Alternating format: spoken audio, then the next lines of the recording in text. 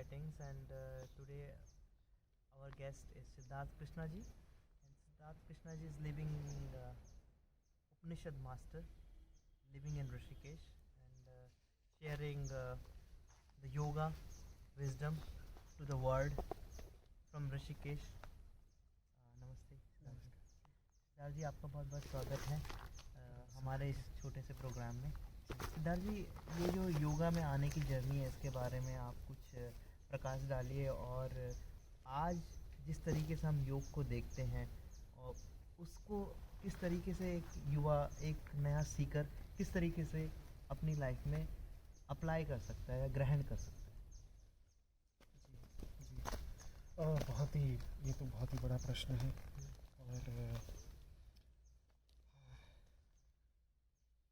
और क्योंकि अब योग आसनों तक सीमित रह गया है।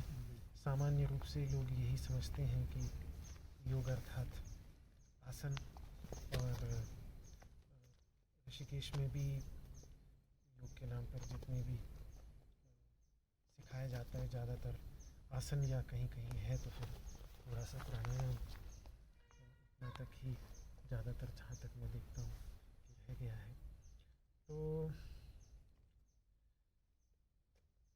अब है तो ये पूरी तरह से एक जीवन प्रणाली का नाम, एक जीवन पद्धति का नाम है, एक पूरी तरह से जीवन में एक ऐसी सोच और ऐसा खान पान, ऐसा आचार विचार लाने का मतलब है कि तमोगुण कम होता चला जाए, रजोगुण कम होता चला जाए, और जीवन के अंतर्गत सात्विकता आती चली जाए। आसनों में भी सात्विकता, शारीरिक धरातल पर सात्विकता लाने का प्रयास करते हैं, सामर्थ्य लाने का प्रयास करते हैं। प्राणायाम में भी वही प्रयास होता है। तो प्रयास था ये जीवन में एक सात्विकता लाने का, और ऋषिकेश कहीं ना कहीं स्थान बना कि जब मैं ऋषिकेश में आया था पहली बार सन 1985, तो यहाँ बड़े बड़े संत, बड़े बड़े योगी, उस समय मस्तराम बाबा जी थे, उस समय अपने राधेश्याम बाबा जी थे कुटिया नंबर 1 में, उस समय अवधूत लक्ष्मण दास जी भी थे, उस समय रामसुखदास जी महाराज भी थे। ऐसे ही बहुत सारे संत, जब मेरे पिताजी युवावस्था में 18-19 साल की उम्र में ऋषिकेश आए, तो वो भी बहुत सारे संतों का नाम बतलाते हैं। तो वो सब सुना, देखा भी, तो उनके जीवन में दिखता था कि एक एक चीज़, एक एक शब्द उनके मुख से निकल रहा है। स्वामी हंसानंद जी को तो आपने भी देखा होगा, अभी कोविड के दौरान ही विलीन हुए, कुटिया नंबर 2 में जो रहते थे। कभी स्वामी हंसानंद जी को मैंने 40 साल देखा, उस 40 साल में मैंने कभी भी उनको किसी से भी उपनिषदों की, गीता, इनके अतिरिक्त, योग के अतिरिक्त कोई चर्चा करते हुए नहीं देखा। तो पूरा जीवन ही एक पूरी तरह से उनका योगमय था। तो वो, और उन लोगों की सन्निधि में पूरे विश्व से लोग आते थे, उनको शांति मिलती थी, उनको उनका प्रेम महसूस होता था, उनकी प्रेम की गर्माहट महसूस होती थी, जिसकी वजह से लोग खींच खींच करके उनके पास बार बार दसियों वर्षों तक आते रहते थे। ज्ञान मिलता था, प्रेम मिलता था। तो वो चीज़ ऋषिकेश में उपलब्ध होती थी, जिसकी वजह से यहाँ आते थे, और जो आते थे उनके अंतर्गत ये भावना होती थी कि ऐसा ही प्रेम का सागर हमारे जीवन में भी आए, ज्ञान का सागर हमारे जीवन में आए। तो इस उद्देश्य से आते थे। अब चूँकि वो थोड़ा सा आसनों तक सीमित रह गया है, तो वहाँ पर फिर वो केवल ये है कि बस मेरा स्वास्थ्य ठीक होना चाहिए, फिगर थोड़ा मोटा हो गया है तो वो थोड़ा पतला हो जाए, पतला होना चाहिए, बस उतने तक रह गया है। उसके आगे अब थोड़ा सा पिछले जो कुछ 10-20 वर्षों में परिवर्तन आया है, उसमें मुझे वो चीज़ दिखती है कि वो चीज़ थोड़ी सी कम हो गई है। बाकी अगर व्यक्ति आज भी, क्योंकि वातावरण में वो सब लोग हैं यहाँ, उनके संस्कार अभी भी यहाँ विद्यमान हैं, तो अगर व्यक्ति वो भावना लेके आए, तो ऐसा नहीं है कि सब लोग एक ही भावना से आते हैं। कुछ लोग हैं जो गहराई की भावना लेके भी आते हैं, तो उनको फिर ऋषिकेश में आके मिलता है। Yeah, now we see that the seekers is less, tourist is more. हाँ. How you see that actually? Very difficult to say. I really don't know what to say, but the kind of, because that is basically what is being promoted. So if you are promoting tourism, and if that is what is being promoted, then tourists will come, and that deeper interest, actually, because of those people who come for tourism to these places, and because they populate everything, then the actual seekers, they don't see any purpose of coming in such places anymore. Then they go somewhere else. What is exactly your thought or to say to this generation, like why they should come Rishikesh? To find inner peace. Well, when they come to Rishikesh, they don't find inner peace, but Exactly. they find alcoholism. Exactly. I know that's the biggest problem. That's the biggest problem. And वही है, I mean, कितनी कोशिश की गई यहाँ, दुकान जब यहाँ खोली गई तो उस दुकान को बंद करवाने की कोशिश की गई.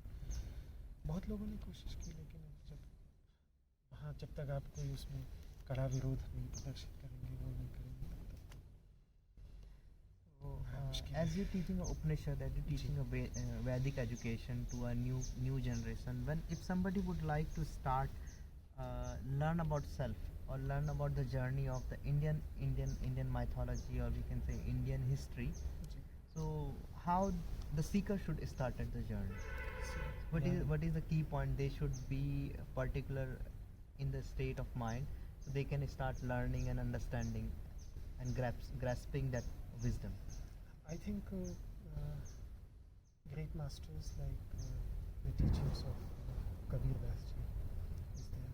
Then there are several, apart from exploring the Bhagavad Gita, there is Avadhuta Gita is there, Ashtavakra Gita is there, Rebhu Gita is there. They're deep texts with tremendous amount of wisdom in them. And then ultimately Upanishads, though they are the absolute pinnacle, the highest mountain of wisdom. But as a starting point, I think because Kabir Das ji's teachings are mainly in Hindi, or Sadhukari language, which is part of Hindi, so it's a wonderful starting point. And, so they should start from there. They should explore. Then the understanding will come. अपने आप से समझ में आएगा the kind of depth that is there in these teachings, that will be visible to themselves. आपका आना जाना रहा है हिंदुस्तान से बाहर भी और हिंदुस्तान में भी, कई जगह पे आपका भ्रमण रहा, तो क्या डिफरेंस आपने पाया कि एक जो वेस्ट का स्टूडेंट है और यहाँ का ईस्ट का स्टूडेंट है उसके प्रश्नों में? जी वैसे अगर लगन हो तो ज़्यादा प्रश्नों में अंतर नहीं होता, लेकिन वो लोग चूँकि उतने दूर से आते हैं, बहुत खर्च करके उनको आना होता है, तो फिर उनको लगता है कि हम जितने समय के लिए भी यहाँ आए हैं उतने उसको हम गहराई से समझें, उसमें पूरे डेडिकेशन के साथ लगें.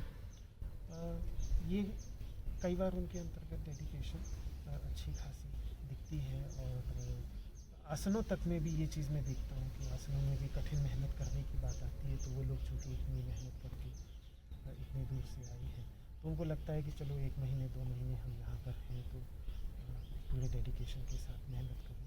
तो जनरली डेडिकेशन काफ़ी डीप होता है. हम चूँकि अपने देश से ही आए हुए होते हैं, तो हमें कभी कभी, शायद मैं सबों की तो नहीं कहूँगा, क्योंकि कुछ लोग हैं जिनके अंतर्गत बहुत डेडिकेशन होती है, कुछ को लगता है कि चलो ऋषिकेश तो कभी भी चले जाएंगे, तो अभी नहीं तो अगली बार आ जाएंगे, क्या फ़र्क पड़ता है. तो वो थोड़ा सा कभी कभी उसको कैजुअली भी ले लेते हैं. ऐसा नहीं है कि उन लोगों में से भी ना लेते हों, लेकिन वहाँ एक बड़ा परसेंटेज ये है जो काफ़ी डेडिकेटेड होकर पूरी लगन के बाकी जहाँ तक प्रश्नों का सवाल है, तो एक जो बहुत बड़ा अंतर मैं देखता हूँ वो उनके प्रश्न जो होंगे वो ज़्यादातर स्वाभाविक है कि जो पौराणिक कथाएं हैं उसका चूँकि उन लोगों को ज्ञान भी नहीं है और उन लोगों तक पहुँचा भी नहीं है, तो उनके प्रश्नों में वो पौराणिक कथा संबंधी प्रश्न कम होते हैं। तात्विक प्रश्न, तत्व को लेकर के प्रश्न ज़्यादा होते हैं। हम लोगों में कभी कभी मुझे ये देखने में आता है कि जो अभी जैसे मैं बात कर रहा था ना, कि फिर वो पौराणिक चीज़ों को लेके हम इतना ज़्यादा उसमें वो चले जाते हैं कि उसमें जो अंदर गहरा तत्व है उस तत्व को हम नहीं उस तरीके से पूरी तरह से वो कर पाते। तो कभी कभी ये थोड़ा सा अंतर, मैं एक बहुत ही जनरलाइज करके बोल रहा हूँ, दोनों तरफ इसके बहुत सारे अपवाद मिल जाएंगे, लेकिन मोटे मोटे तौर पर वही बात मैंने कही कि जैसे अभी उदाहरण दे रहा था मैं चार मुख वाला, तो वो चार मुख को लेके परेशान, अब उनको क्या उत्तर दें, क्या उत्तर देंगे आप, कैसे भी क्या उत्तर देंगे, उनको समझाना भी बड़ा मुश्किल। क्योंकि उन्होंने यही देखा है कि तस्वीरों में ये देखा है कि ब्रह्मा जी के चार मुख थे तो ये क्यों थे, और इसका एक है तो क्यों है। बिल्कुल बिल्कुल बिल्कुल। तो वो प्रश्न जो हैं वो एक ये अंतर है, और हाँ अभी तो मुझे यही अंतर ध्यान में आ रहा है।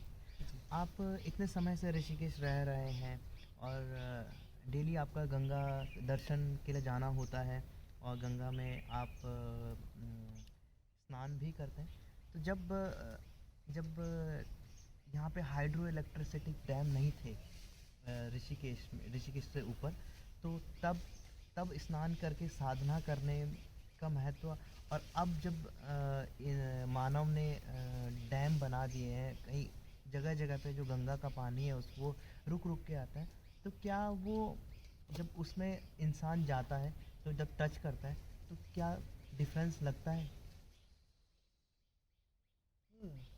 देखिए, डैम बनाए गए, गंगा जी की जो एक अविरल धारा थी उस अविरल धारा को रोका गया, और उसके परिणाम स्वरूप मैं भी उस समय गया था। उस समय अशोक सिंघल जी, विश्वेंद्र परिषद और ये सब लोग आए थे, तो बहुत सारे लोग गए, तो हम लोग भी गए, हम लोगों ने भी जाके वहाँ प्रदर्शन भी किया विरोध में, जब तक डैम नहीं बना था उसके पहले। बहुत कुछ ये भी कहा गया कि आयुर्वेद की जो जड़ी बूटियाँ हैं वो जैसे पानी आप अगर आप रोक लेंगे तो वो सारे के सारे नीचे बैठ जाएंगी। ये सब तो है, इसमें बिल्कुल कोई शक नहीं है। और एक जो अविरल धारा चल रही थी माँ गंगा की, वो धीरे धीरे रुक गई, समाप्त हो गई, और उसके परिणाम स्वरूप जो पर्यावरण का बड़ा भारी नुकसान हुआ, वो बहुत बड़ा नुकसान है। वो मुझे नुकसान बहुत स्पष्ट दिखता है। तो उस नुकसान से तो कोई, साधना एक दूसरी चीज़ है। साधना, चूँकि आपने प्रश्न साधना के उसको लेकर के किया, तो साधना तो जैसे हमारे यहाँ साधना अलग अलग तरीके की साधना, जब बोला जाता है कि छाया साधना है, और गंगा जी में आधा आप गर्दन तक रहें उसके लिए भी साधना कही जाती है, या सिद्धासन में बैठ के कि गंगा की अविरल धारा को देखा जाए, वो भी साधना है।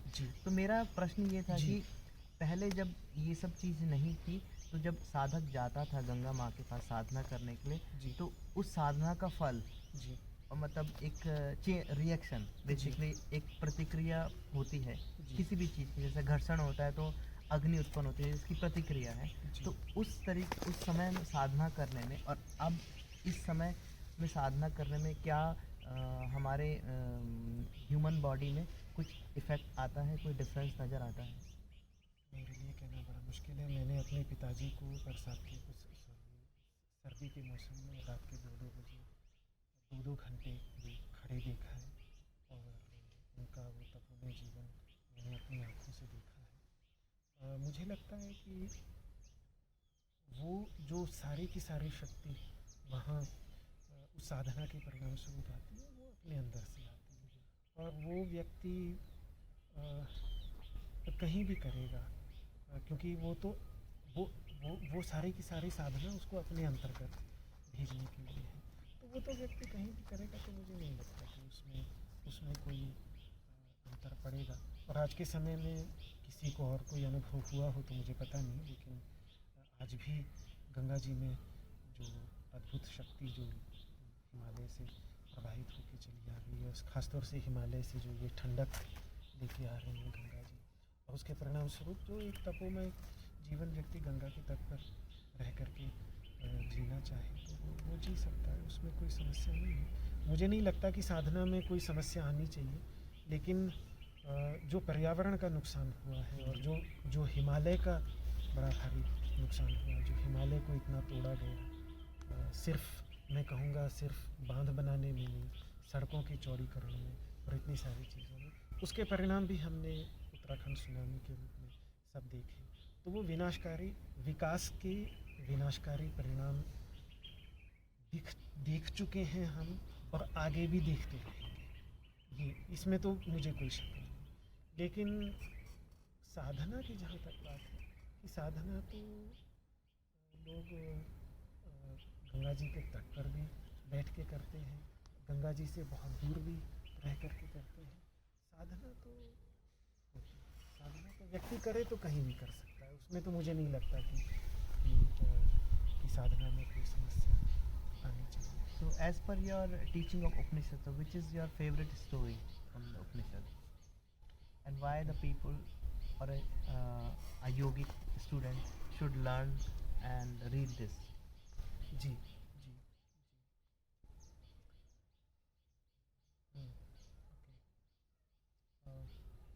one of my most favorite stories is the one that I just told. When all the masters of the Upanishads and the Vedas, they left, and humanity asked God that you have taken back all the great masters, and now the earth is absolutely empty, there are no great masters left. Then which one? What should we do? We feel absolutely in darkness. And they said, the tark, logic, which is there, this in your intellect, this capacity to think rationally, to analyze and think very, very rationally. This capacity is there. As long as you follow this light, you can never be misguided. This is one of my shortest and most favorite stories, because I think there is tremendous. So what do you thought about it, that the satsang nearby the Ganga should started again? Because we see a very lack of satsang in Ganga nowadays, because we see now the tourist is there, but the less satsang. So what is your thought about this? Yeah, that is very unfortunate, because otherwise people like Swami Hansanand Ji Maharaj, and even I used to remember in 85, 86, Mastram Ji, he used to do satsanga in the saints of Mother Ganga. These days that is no more principle. So that is something that has absolutely, seems that it has absolutely vanished. That is indeed somebody has the inspiration and starts daily satsanga.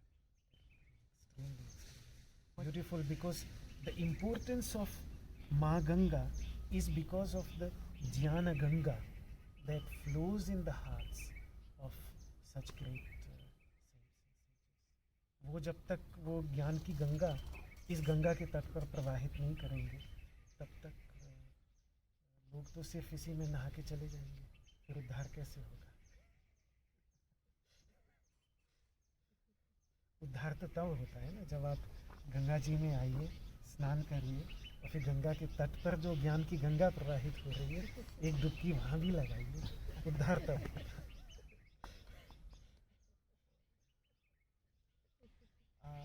आखिर में हमारा प्रश्न है कि क्या संदेश आप दुनिया को देना चाहते हैं ऋषिकेश?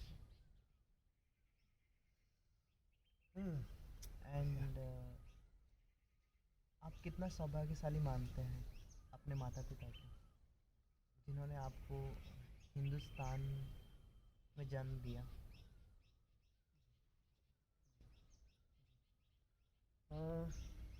देखिए, मैं चूँकि शुरू से ही ऋषिकेश की इन संतों की बात कर रहा था, इनके जीवन में मुझे जो एक सबसे अच्छी चीज़, जो मुझे जिस चीज़ ने सबसे अधिक प्रभावित किया, विशेषकर जिनको मैंने देखा, कि उनके अंदर मस्तराम बाबा जी को उठा के देखिए। मैं चूँकि बचपन में मुझे उनका बहुत अच्छे से याद आता है, बहुत समय भी मैंने उनकी सन्निधि में जब तक 89 में वो रहे तब तक निकाला, तो मैं उनके अंतर्गत ये देखता था कि उनके अंतर्गत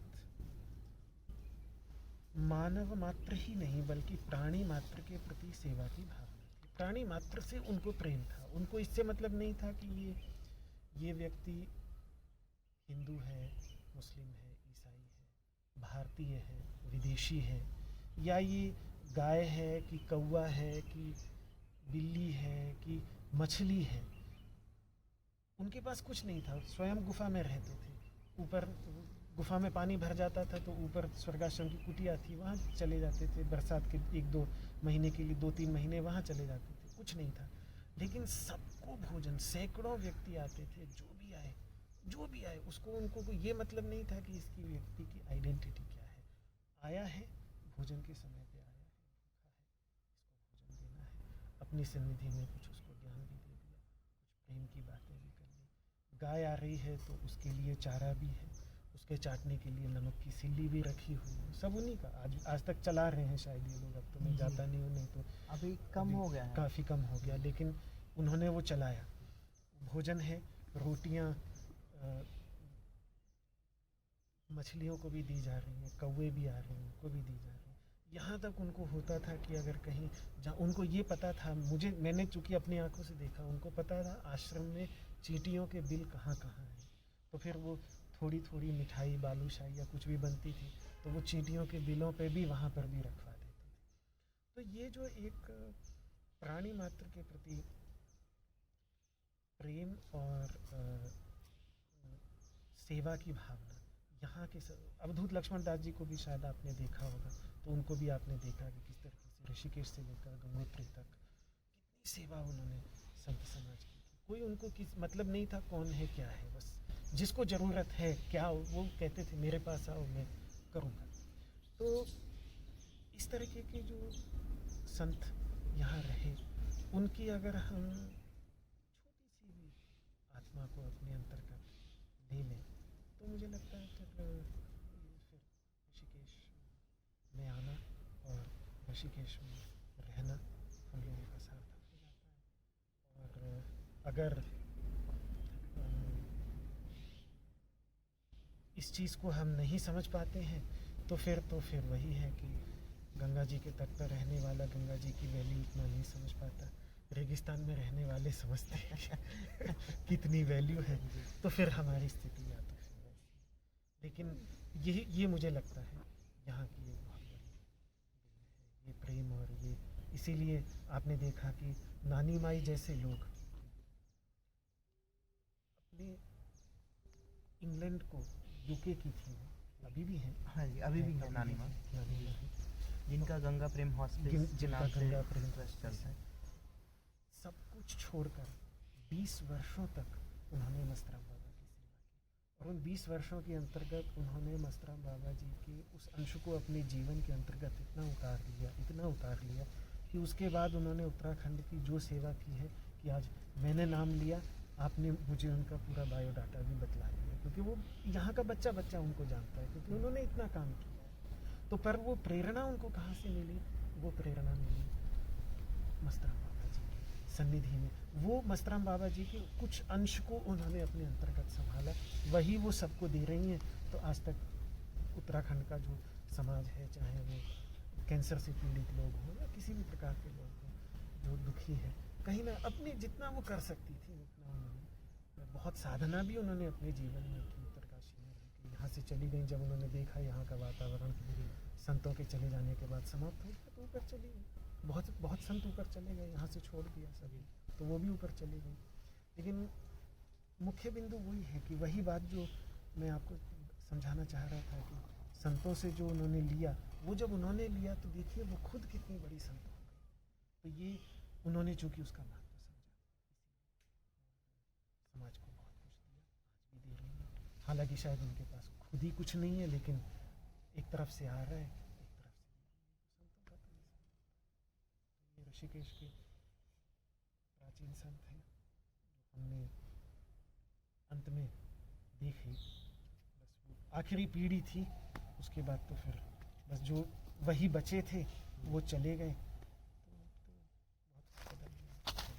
अब हम देखते हैं कि जो आश्रम थे वो अब गेस्ट हाउस हो गए। हाँ, आश्रम, ये तो एक सत्य है जो कितना भी कड़वा लगे, लेकिन ये अब यही हो गया कि कुछ आश्रमों की तो मैं नहीं कह सकता, कैलाश आश्रम जैसे कुछ आश्रम हैं जो आज भी पूरी तरह से दे रहे हैं जी ज्ञान। जो ज्ञान दे रहे हैं जो हैं, पर 99% मुझे यही कहना पड़ेगा कि जो दान दक्षिणा का सारा बना के बड़े से बड़े आश्रम बना लिए, लेकिन फिर अब उसको अगर आगे अपनी केवल ठीक है आवश्यकता भी है, किसी को कुछ कहा नहीं जा सकता, समय बदल गया है, चलाने के लिए सब लोग अपने अपने तरीके से आश्रमों की समस्या जो है सो ठीक है, कोई बात नहीं।